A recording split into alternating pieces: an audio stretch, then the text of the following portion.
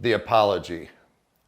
An important part of raising children is teaching them accountability and proper behavior. Parents often do this by correcting bad behavior and telling their child to apologize for the wrongdoing.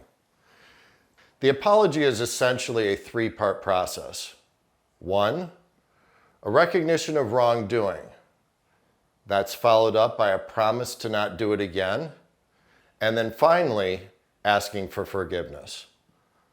Unfortunately, the three parts of an apology are often not fully explained by parents, so children begin to think of an apology as an easy way of getting people off their back. Just say you're sorry and the indiscretion will be forgiven and life will move on. This is why so many people express hollow, insincere apologies, only to commit the same or similar offense days or weeks later. It's what I call the knee-jerk apology, as it's said without remorse, thought, or self-reflection. There's no regret for the action or behavior. There's no acknowledgement of how this behavior may have negatively impacted others. They might as well just say, oops, and then carry on with whatever they were doing. Apologies can also serve as a social courtesy when we metaphorically bump into others, a way of maintaining social harmony when we accidentally trip over each other in our daily lives. There are times where we may inadvertently upset or offend somebody, yet we don't feel that we've done anything wrong, and we certainly don't feel inclined to apologize for someone else's feelings or sensitivity. In this case, we may issue the "I'm sorry that you feel that way" apology to signal to them that we acknowledge their feelings, but we don't believe that what we did or said is wrong, requires remorse, or our repentance. This is a perfectly reasonable position to hold. You don't owe someone an apology just because they're upset. Sometimes we run into people who demand an apology. This goes beyond the scope of wrongdoing and into the realm of power and control. Kids will first experience this from adults like parents, teachers, and those who have authority over them.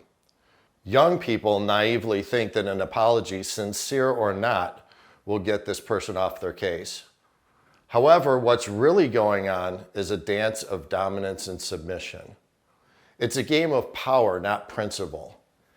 It is designed to show who's in control and who is not. It has little to do with the actual or alleged offense, and more to do with exercising control over those who they perceive to be weaker. In my opinion, demands for repentance are nothing more than a form of bullying. When we are young, we have little power. We will likely have to take a few lumps and learn which battles are worth fighting. But as we get older and we achieve more status and independence, it's important that we're aware of these power struggles and make a point of not submitting to them. Never apologize just to appease someone, especially if they demand that you do so. You will lose respect for yourself, and you will give this person power over you that they didn't earn. You may think the easy thing to do is to just give in and get this person off your back. But what you're actually doing is validating them bullying you. And in doing so, you can expect more of the same behavior down the road. I've known people who will effectively hold an entire evening hostage until their demands for recognition are met. There will be no peace until the offending party atones for their alleged sin.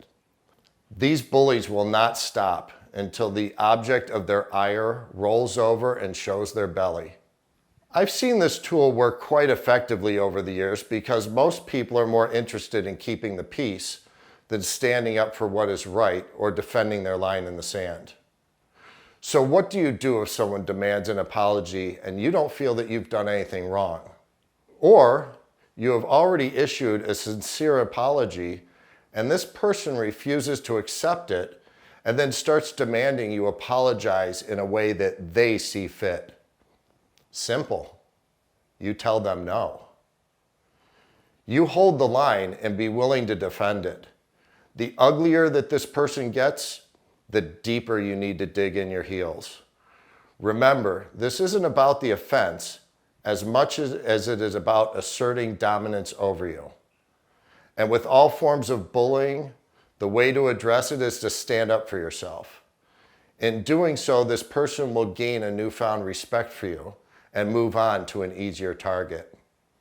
Part of becoming a healthy, functional adult is learning to respect yourself as well as being mindful of others. If you're wrong, be accountable and issue a thoughtful, sincere apology. But never apologize just to appease the outrage of others. Do not cave into the demands of others just to maintain social harmony. While it may seem like the easy thing to do in the short run, in the long run, it will cost you your self-respect as well as your status in the social pecking order.